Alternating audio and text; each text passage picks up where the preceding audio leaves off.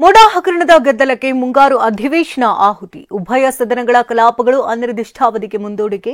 CM ರಾಜೀನಾಮೆಗೆ ಒತ್ತಾಯಿಸಿ ರಾಜ್ಯಪಾಲರಿಗೆ ಬಿಜೆಪಿ ಜೆಡಿಎಸ್ ನಿಯೋಗ ದೂರು. ಈ ಸುದ್ದಿಗಳನ್ನು ನೋಡೋಣ ಸದನ ಸಂಘರ್ಷ ನ್ಯೂಸ್ ಟಾಪ್ 10ನಲ್ಲಿ. ವಿಧಾನಸಭೆ ಮುಂಗಾರು ಅಧಿವೇಶನದ ಕಲಾಪವನ್ನ ಮುಡಾ ಹಗರಣ ನುಂಗಿ ಹಾಕಿದೆ. ಮೊನ್ನೆ ನಿಲುವಳಿ ಸೂಚನೆ ಮಂಡನೆಗೆ ಒತ್ತಾಯಿಸಿ ಸದನದಲ್ಲಿ ಬಿಜೆಪಿ ಜೆಡಿಎಸ್ ಇಡೀ ದಿನ ಗದ್ದಲ ಕೋಲಾಹಲ ಸೃಷ್ಟಿಸಿತ್ತು. ಪ್ರತಿಪಕ್ಷ ಸದಸ್ಯರು ಅಹೋರಾತ್ರಿ ಧರಣಿ ನಡೆಸಿದ್ರು. ಭಜನೆ ನೃತ್ಯ ಮಾಡಿ ಜಾಗಟೆ ಬಾರಿಸಿ ವಿನೂತನ ರೀತಿ ಪ್ರತಿಭಟನೆ ಮಾಡಿದ್ರು. ನಿನ್ನೆಯೂ ಸದನದಲ್ಲಿ ಮುಡಾ ಹಗರಣ ರಣರಂಗಕ್ಕೆ ಕಾರಣವಾಗಿದ್ದು ವಿಧಾನಸಭೆಗೆ ಕಲಾಪವನ್ನ ಅನಿರ್ದಿಷ್ಟ ಅವಧಿಗೆ ಮುಂದೂಡಲಾಗಿದೆ.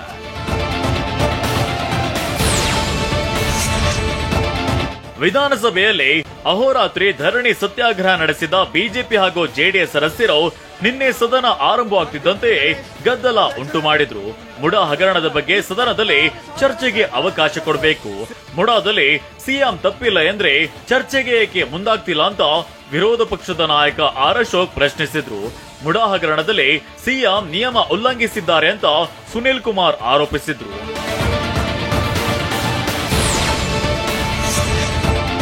ಪರಿಷತ್ನಲ್ಲೂ ಮುಡಾ ಹಗರಣದ ಚರ್ಚೆಗೆ ಅವಕಾಶ ಸಿಗ್ಲಿಲ್ಲ. ಆದ್ರೂ ಸಿಎಂ ಸಿದ್ದರಾಮಯ್ಯ ಸ್ವಯಂ ಪ್ರೇರಿತವಾಗಿ ಉತ್ತರವನ್ನ ನೀಡಿದ್ರು.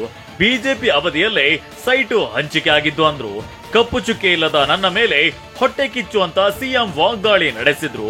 ಹಾಗಾದ್ರೆ ಚರ್ಚೆಗೆ ಅವಕಾಶ ಕೊಡಿ ಅಂತ ಸಿಟಿ ರವಿ ಹೇಳಿದ್ರು. ಸದನದ ಬಾವಿಯಲ್ಲಿ ಮುಡಾ ವಿರುದ್ಧ ಪೋಸ್ಟರ್ಗಳು ರಾರಾಜಿಸಿದ್ರು.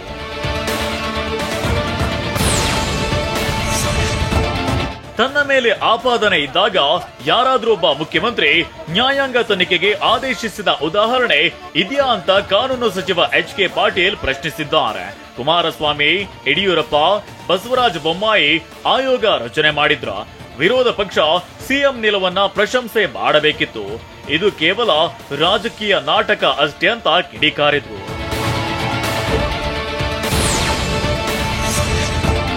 ಮುಡಾ ನಿವೇಶನ ಹಂಚಿಕೆಯಲ್ಲಿನ ಅಕ್ರಮ ಕುರಿತು ನಿಲುವಳಿ ಸೂಚನೆ ನೀಡಿ ಚರ್ಚೆಗೆ ಅವಕಾಶ ಕೋರಿ ಬಿಜೆಪಿ ಜೆಡಿಎಸ್ ಸದಸ್ಯರು ನಿನ್ನೆ ದಿನವಿಡೀ ವಿಧಾನಸಭೆ ಮತ್ತು ಪರಿಷತ್ನಲ್ಲಿ ಗದ್ದಲ ಕೋಲಾಹಲ ಸೃಷ್ಟಿಸಿದ್ರು.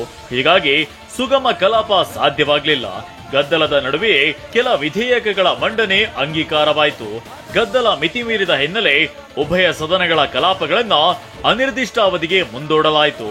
ಜುಲೈ 15ರಂದು ಅಧಿವೇಶನ ಆರಂಭವಾಗಿದ್ದು ಜುಲೈ 26ರವರೆಗೆ ನಡೆಯಬೇಕಿತ್ತು.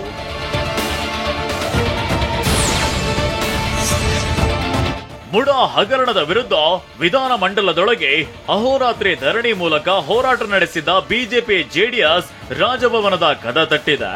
ನಿನ್ನೆ ಕಲಾಪ ಅನಿರ್ದಿಷ್ಟ ಅವಧಿಗೆ ಮುಂದೂಡಿಕೆಯಾದ ಬಳಿಕ ಬಿಜೆಪಿ ಜೆಡಿಎಸ್ ನಿಯೋಗ ಪಾದಯಾತ್ರೆ ಮೂಲಕ ತೆರಳಿ ರಾಜ್ಯಪಾಲರನ್ನ ಭೇಟಿ ಮಾಡಿತು. ಸಿಎಂ ಸಿದ್ದರಾಮಯ್ಯ ಅವರ ರಾಜೀನಾಮೆ ಪಡೆಯಬೇಕು ಅಂತ ಮನವಿ ಮಾಡಿದ. ಮುಖ್ಯಮಂತ್ರಿ ಮರ್ಯಾದೆ ಇದ್ರೆ ಒಂದು ಕ್ಷಣನೂ ಕೂಡ ಅವರ ಆ ಸ್ಥಾನದಲ್ಲಿ ಇರುವಂತ ನೈತಿಕ ಅಧಿಕಾರವನ್ನ ಕಳ್ಕೊಂಡಿದ್ದಾರೆ. ಅದರ ರಾಜೀನಾಮೆ ಕೊಡಬೇಕು ಅಂತೇಳಿ ಆಗ್ರಹವನ್ನ ನಾವು ಮಾಡಿದಿರಿ. ಅದೇ ರೀತಿ ಪತ್ರವನ್ನ ಮಾನ್ಯ ಗೌರವಾನ್ವಿತ ರಾಜ್ಯಪಾಲರಿಗೆ ನಾವು ಕೊಟ್ಟಿದ್ದೀರಿ, ದಾಖಲೆ ಸಮೇತ ಕೊಟ್ಟಿದ್ದೀರಿ.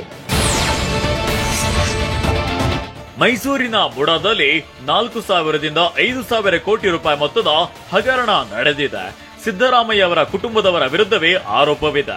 ಹಾಗಾಗಿ ಸಿಎಂ ರಾಜೀನಾಮೆ ಪಡೆಯಬೇಕು ಹಾಗೂ ಪ್ರಕರಣವನ್ನ ಸಿಬಿಐ ತನಿಖೆಗೆ ವಹಿಸಲು ಕ್ರಮ ವಹಿಸಬೇಕೆಂದು ನಿಯೋಗವು ರಾಜ್ಯಪಾಲರನ್ನ ಕೋರಿದೆ.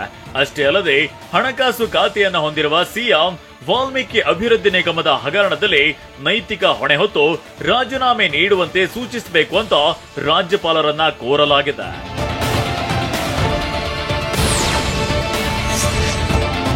ಸಿದ್ದರಾಮಯ್ಯ ಅಧಿವೇಶನದಲ್ಲಿ ದಾಖಲೆ ನೀಡದೆ ಹೇಡಿಯಂತೆ ಪಲಾಯನ ಮಾಡಿದ್ದಾರೆ ಅಂತ ಪ್ರತಿಪಕ್ಷ ನಾಯಕ ಆರ್ ಅಶೋಕ್ ವಾಗ್ದಾಳಿ ನಡೆಸಿದ್ದಾರೆ.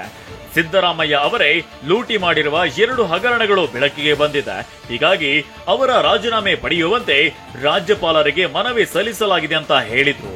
ಬಿವೈ ವಿಜಯೇಂದ್ರ ಮಾತನಾಡಿ, ನಮ್ಮ ಹೋರಾಟ ನಿಲ್ಲೋದಿಲ್ಲ, ತಾರ್ಕಿಕ ಅಂತ್ಯಕ್ಕೆ ಕೊಂಡೊಯ್ಯುತ್ತೇವೆ ಅಂತ ಹೇಳಿದ್ದಾರೆ. ಈಗಾಗಲೇ ಸ್ವತಃ ರಾಜ್ಯಪಾಲರು ಸಹ ಮುಖ್ಯಮಂತ್ರಿಗಳನ್ನ ನನ್ನ ಕರೆದು ಚರ್ಚೆನ ಮಾಡಿದ್ದಾರೆ.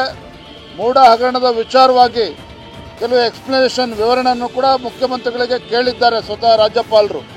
ಹಾಗಾಗಿ ನಾವು ಕಾದು ನೋಡ್ತೇವೆ.